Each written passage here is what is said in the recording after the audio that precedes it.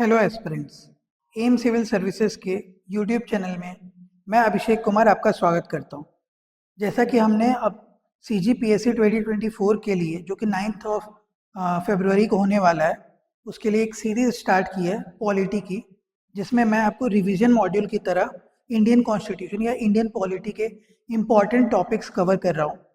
उसी सीरीज में हम अब अपना जो लास्ट चैप्टर 1 का लास्ट टॉपिक है, जो कि हिस्टोरिकल बैकग्राउंड एंड करेगा, उसको पढ़ते हैं। अब तक हमने देखा कि बेसिक्स ऑफ कॉन्स्टिट्यूशन, ठीक है, हिस्टोरिकल बैकग्राउंड में EIC रूल, उसके बाद क्राउन रूल में गए और क्राउन रूल में हमने देखा कि कैसे इंडियन काउंसिल एक्ट्स के बाद क्राउन रूल में आया गवर्नमेंट ऑफ इंडिया एक्ट, यानी हमने 1919 के मॉन्टेगो चेम्सफोर्ड रिफॉर्म तक अब तक पढ़ लिया है। आज हम उसके आगे का यानी दो इम्पॉर्टेंट टॉपिक्स जो हमारे चैप्टर्स के हैं, यानी मोस्ट इम्पॉर्टेंट 1935 का गवर्नमेंट ऑफ इंडिया एक्ट और 1947 का इंडियन इंडिपेंडेंस एक्ट, उसको जानेंगे। चलिए स्टार्ट करते हैं।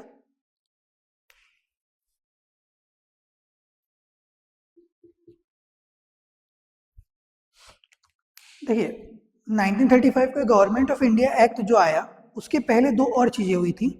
एक था साइमन कमीशन और दूसरा था कम्युनल अवार्ड।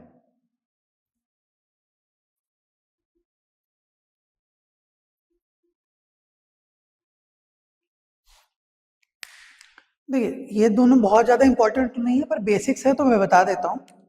साइमन कमीशन जो था 1927 में आया था। इसका कारण ये था कि जो इससे पिछला एक्ट हमने 1919 का एक्ट देखा था, उसमें एक क्लॉज था जिसमें बोला गया था कि 10 साल बाद, ठीक है, ये लॉ आने के 10 साल बाद हम इसको रिव्यू करेंगे और जानेंगे इसका क्या पॉजिटिव या नेगेटिव रिजल्ट हमें देखने को मिला।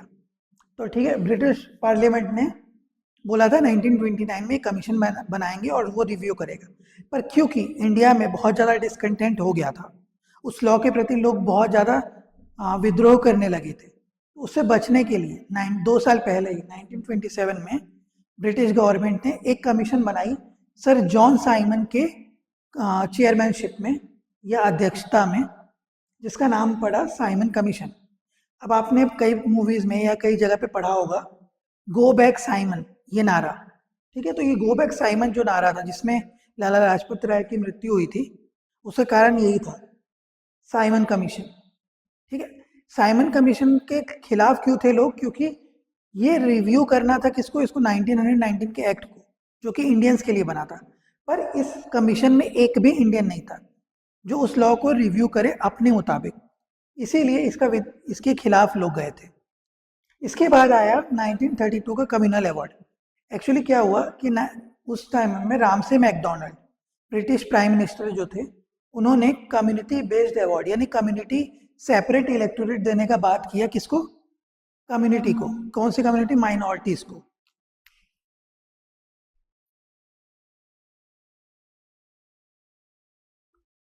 माइनॉरिटीज को, ठीक है। माइनॉरिटीज में आते हैं वो माइनॉरिटीज जो कि हिंदू समुदाय से थे, ठीक है। तो बेसिकली अब तक क्या हो रहा था? अब तक हो रहा था, इससे पहले जितने भी रिलीजियस डिफरेंसेस थे उनके बेसिस पे सेपरेट इलेक्टोरेट। पर यहाँ पे क्या हुआ? सेपरेट इलेक्टोरेट दिया गया हिंदू धर्म के ही माइनॉरिटीज को, यानी शेड्यूल कास्ट, वुमेन्स, ऐसे लोगों को, लेबर्स को। तो इस कारण क्या हुआ ना कि लोगों के अंदर डिसकंटेंट आने लगा। तो यहाँ से निकला था पूना पैक्ट, याद रखिएगा, पूना पैक्ट, जो कि हुआ था महात्मा गांधी और भीमराव अंबेडकर के बीच में। तो यहाँ से हमको आज के टाइम का जो दिखता है रिजल्ट, वो है रिजर्वेशन या आरक्षण, ठीक है। आज भी आपको देखने को मिलता है कि हमारे देश में आरक्षण है। सीट्स जो होती हैं, जहाँ पे आप इलेक्शन देखते हैं, तो कुछ सीट्स रिजर्व होती हैं महिलाओं के लिए, कुछ सीट्स रिजर्व होती हैं शेड्यूल कास्ट के लिए, कुछ सीट शेड्यूल ट्राइब्स के लिए। तो ठीक है, माइनॉरिटीज ग्रुप के लिए रिजर्वेशन का प्रावधान किया गया था। तो देखिए, इसमें होता क्या था एक्चुअली में? ये था सेपरेट इलेक्टोरेट में क्या था कि सेपरेट इलेक्टोरेट में उस कम्युनिटी के ही कैंडिडेट्स खड़े होंगे और उसी कम्युनिटी का मेंबर वोटर होगा, ठीक है। अगर उस एरिया में चाहे कोई और दूसरे डिफरेंट कम्युनिटीज हो या ना हो, कोई फर्क नहीं पड़ता, पर खड़ा उसी कम्युनिटी का, सेम कम्युनिटी के लोग और सेम कम्युनिटी के लोग एक दूसरे को ही कैंडिडेचर देंगे और इलेक्शन करेंगे। यानी किसी एरिया में अगर हिंदू है, मुस्लिम है, सिख है, ईसाई है, मगर उस एरिया को अगर रिजर्व करते हैं, बेसिकली सेपरेट करते हैं, किसके लिए? मुस्लिम्स के लिए, तो सिर्फ मुस्लिम्स कैंडिडेट ही इलेक्शन में लड़ेंगे और सिर्फ मुस्लिम वोटर्स ही वोट कर सकते हैं, बाकी हिंदू सिख क्रिश्चियंस वोट नहीं कर सकते। पर यहाँ पे क्या हुआ रिजर्वेशन में, जो कैंडिडेट होगा वो तो एक कम्युनिटी से बिलोंग करेगा, चाहे माइनॉरिटीज, किसी भी माइनॉरिटीज कम्युनिटी से बिलोंग करेगा, पर उसको वोट सब लोग देंगे।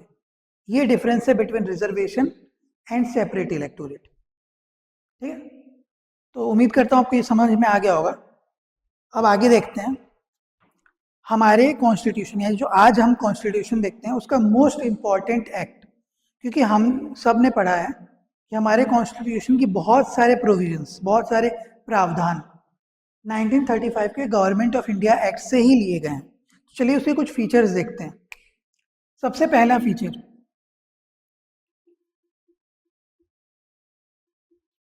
ठीक है, आज हमारे कॉन्स्टिट्यूशन में 12th शेड्यूल और 395 एक्ट्स हैं। ये जब आया था एक्ट, तो इसमें 321 सेक्शन यानी आर्टिकल्स और 10 शेड्यूल थे। ठीक है, इसके अलावा पहली बार ऑल इंडिया फेडरेशन की बात हुई। ठीक है, ऑल इंडिया फेडरेशन मतलब प्रिंसली स्टेट यानी रजवाड़े और प्रोविंस, ब्रिटिश प्रोविंस, इन दोनों का मर्ज होके एक सेंटर बनाया जाएगा जहाँ पे सबके लिए लॉ बनेंगे। ठीक है, जो आज के टाइम में आपको पता है कि यूनियन और स्टेट्स हैं, वैसे ही ये यूनियन प्रोविजन था कि सब एक संघ बनेगा टोटल। ठीक है, पर ये कभी लागू नहीं हो पाया क्योंकि प्रिंसली स्टेट्स ने मना कर दिया था। तो क्योंकि ऑल इंडिया फेडरेशन की बात हुई थी, तो अब क्योंकि सब एक मर्ज हो रहा है तो बीच में कॉन्फ्लिक्ट्स भी होगा। ठीक है, मतभेद होगा, तो उन मतभेदों को दूर करने के लिए एक बॉडी बनाने की आवश्यकता है, तो वो बनाया गया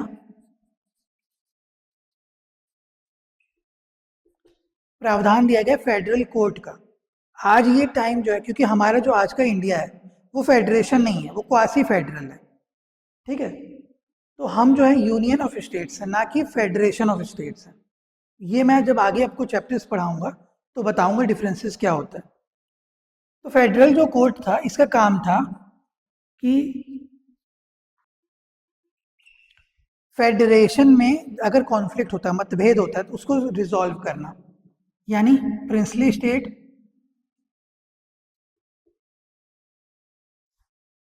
इन दोनों के बीच में अगर कोई कॉन्फ्लिक्ट होता है तो, या फिर सेंटर प्रिंसली स्टेट या प्रोविंस में किसी के भी बीच में मतभेद होता है तो उसको सॉल्व कौन करेगा? Federal court. आज के टाइम में ये कौन करता है? Supreme court. जब भी स्टेट और स्टेट या सेंटर और स्टेट के बीच में कॉन्फ्लिक्ट होता है तो एक पावर दी गई है सुप्रीम कोर्ट को, सिर्फ सुप्रीम कोर्ट ही देख सकता है, जिसे हम बोलते हैं ओरिजिनल ज्यूरिसडिक्शन। ठीक है, ये हम आगे पढ़ेंगे जब ज्यूरिसडिक्शन पढ़ेंगे, जस्टिस पढ़ेंगे। ठीक है, न्याय व्यवस्था। तो फेडरल कोर्ट में यही काम है कि मतभेदों को दूर करना, जैसा आज सुप्रीम कोर्ट करता है। ठीक है, इसके बाद आया था जब, क्योंकि फेडरल कोर्ट है, ठीक है, सब कुछ है, तो इसके साथ और क्या चीजें होंगी? सबके बीच में पावर डिवाइड भी तो करना जरूरी है, तो पावर डिवीजन की बात हुई। ठीक है, तो लिस्ट बनाया गया, तो 3 लिस्ट बना था। वो 3 लिस्ट थे उस टाइम पे,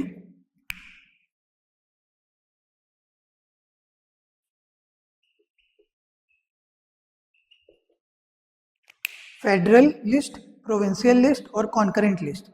आज के टाइम में फेडरल लिस्ट को हम बोलते हैं यूनियन लिस्ट, प्रोविंशियल लिस्ट को बोलते हैं स्टेट लिस्ट और कॉन्करेंट लिस्ट को कॉन्करेंट लिस्ट। ठीक है, इसके अलावा एक और लिस्ट बना था जो बचा हुआ इन सब का पावर था, वो पावर उस समय वायसराय को दिया गया था, जिसे हम बोलते हैं रेसी ड्यूरी पावर। ये दिया गया था वायसराय को। ठीक है, तो जो स्टेट्स को यानी जो बाकी लोगों को दिया गया था वो ये 3 था। ठीक है, तो क्या क्या था? Federal, province and concurrent. चलिए आगे देखते हैं। इसके बाद इसमें और एक फीचर था कि जो डायरकी आया था 1919 में, ठीक है, 1919 में जो डायरकी या द्वैत शासन आया था उसे एंड कर दिया गया प्रोविंस में।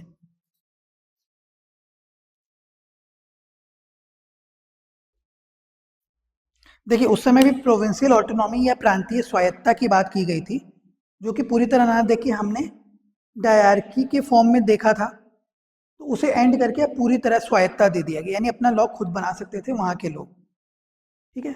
और ये डायरकी बोला गया कहाँ पे, ये डायरकी बोला गया कि हम इसे लागू करेंगे सेंटर में, पर कभी लागू नहीं हुआ। और इसके अलावा जो इम्पोर्टेंट पॉइंट था लास्ट, जो आपको याद रखने के लिए है, वो है कि अब स्टेट्स में भी यानी प्रोविंसेस में भी बाई कैमरलिज्म लाया गया था। तो छह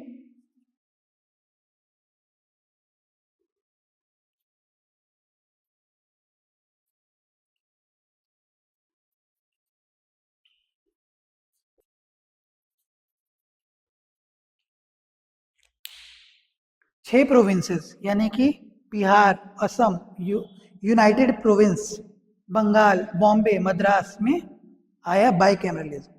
तो आपके लिए आज का क्वेश्चन है कि एट प्रेजेंट, आज के समय में ऐसे कौन से छह राज्य हैं जहां पे द्विसदनीय व्यवस्था यानी बाई कैमरलिज्म है। तो आप इसका आंसर कमेंट में करिए, जिनका भी आंसर सही होगा मैं उसे हार्ट दे दूंगा, ठीक है। तो आपको पता चल जाएगा किसका आंसर सही है और कौन कौन से राज्य ऐसे हैं जहाँ पे द्विसदनीय व्यवस्था या फिर हम बोल सकते हैं बाई कैमरलिज्म है, ठीक है। तो ये कुछ इंपॉर्टेंट पॉइंटर्स है जो आपको याद रखने होंगे, ठीक है। बहुत सारे पॉइंटर्स थे पर ये इंपॉर्टेंट पॉइंटर्स है जो जिनमें से ये यूज होता है, ठीक है, ये यूज होता है आज भी, ये इस तरह का एक फॉर्मेशन आज भी है। तो ये कुछ बहुत सारे प्रोविजंस हमने आज के टाइम में एडॉप्ट किए हैं। चलिए अगला लॉ देखते हैं। हमारा चैप्टर का लास्ट और इम्पॉर्टेंट जो लॉ है वो है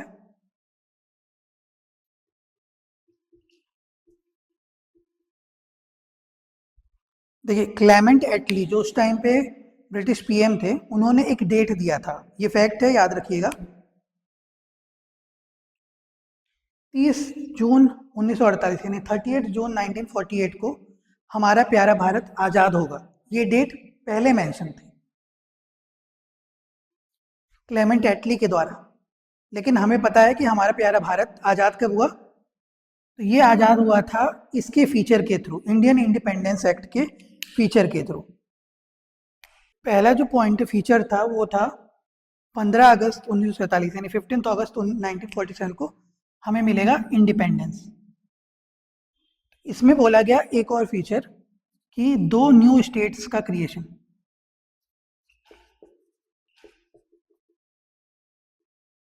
इंडिया और पाकिस्तान दो नए स्टेट्स बनेंगे, ठीक है। इसके अलावा बोला गया कि जितने भी प्रिंसली स्टेट्स यानी रजवाड़े थे उनको 3 चॉइसेस दी गई।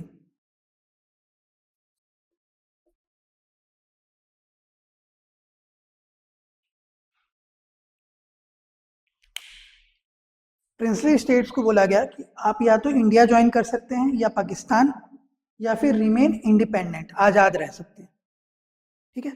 अब क्योंकि जब आज़ादी हमें मिली तो क्योंकि हमारा खुद का लॉ नहीं था, तो उस समय हमें मिला डोमिनियन का स्टेटस, जहाँ से मिला नॉमिनल, क्या मिला, गवर्नर जनरल, ठीक है। क्योंकि यहाँ पे इसका फीचर ये भी था कि जो वायसराय और सेक्रेटरी ऑफ स्टेट थे ये वाला पोस्ट एंड हो जाएगा और अब नॉमिनल हेड की तरह काम करेंगे गवर्नर जनरल ऑफ इंडिया। तो आपका आज का दूसरा सवाल ये है कि हमारे भारत के पहले और आखिरी Indian governor general of independent India कौन थे, ठीक है। स्वतंत्र भारत के पहले और अंतिम भारतीय गवर्नर जनरल ऑफ इंडिया कौन थे, ये आपको कमेंट में आंसर करना है। जिसका भी आंसर सही होगा उसे मैं हार्ट दे दूंगा, ठीक है। तो अब क्योंकि ये सारा चीज एंड हो गया, अब नॉमिनल बना रहे हैं, तो अपना लॉ भी तो बनाना होगा ना, तब तो आपको एक्चुअल में सॉवरेनिटी मिलेगी। तो पांचवा पॉइंट यही था कि अपना लॉ बनाने के लिए आपको बनाना होगा एक कॉन्स्टिट्यूएंट असेंबली, जिसका काम था कॉन्स्टिट्यूशन बनाने का। ठीक है, कॉन्स्टिट्यूएंट असेंबली का काम था कॉन्स्टिट्यूशन बनाने का। तो ये था हमारा इम्पॉर्टेंट पॉइंटर्स, जिससे इंडियन इंडिपेंडेंस एक्ट को हमको समझने में आसानी होती है। इस तरह से हमारा पहला चैप्टर यहाँ पे एंड होता है। ठीक है, और उम्मीद करता हूँ कि आपको बहुत सारी जो भी मैंने बताया वो सब समझ में आया होगा। सारे पॉइंटर्स, जितने भी इम्पोर्टेंट पॉइंटर्स हैं, मैंने कवर कर लिया है। ठीक है, इससे आपका जो प्रीलिम्स का एग्ज़ाम्स है उसमें बहुत मदद मिलेगी। ठीक है, तो अगर आपको मेरा लेक्चर अच्छा लगा हो तो प्लीज़ इस लेक्चर को लाइक करें दोस्तों यारों के साथ, और जो भी लोग तैयारी कर रहे हो, जिनको आप जानते हो, जिस भी परीक्षा की, चाहे गवर्नमेंट के व्यापम का एग्ज़ाम हो, चाहे यूपीएससी का हो या पीएससी का, जिसके लिए भी ये हेल्पफुल हो, उन तक शेयर करें। मेरे चैनल को सब्सक्राइब करें और बेल आइकन दबा दें, ताकि आने वाला नोटिफिकेशन आपको मिलता रहे। अगर आपको मुझसे जुड़ना है, हमारे संस्थान से जुड़ना है, तो ये जो हम टॉपिक्स पढ़ा रहे हैं ये तो बहुत ब्रीफ में है। इसका डिटेल्ड स्ट्रक्चर्ड वे में पूरा का पूरा कोर्स हम पढ़ाते हैं हमारे संस्थान एम सिविल सर्विसेज में, जिसमें आपको अच्छे टीचर्स के साथ साथ अच्छे मटेरियल्स भी अवेलेबल होंगे, और पूरा कोर्स हम कंप्लीट करेंगे, चाहे वो सीजीपीएससी का हो या यूपीएससी का, 12 to 13 मंथ में। ठीक है, एक एस्टिमेटेड टाइम रहता है 12 से 13 महीने का। इस बीच में हम आपका पूरा कोर्स कंप्लीट करेंगे, prelims plus mains integrated course. आप चाहें तो हमसे जुड़ सकते हैं।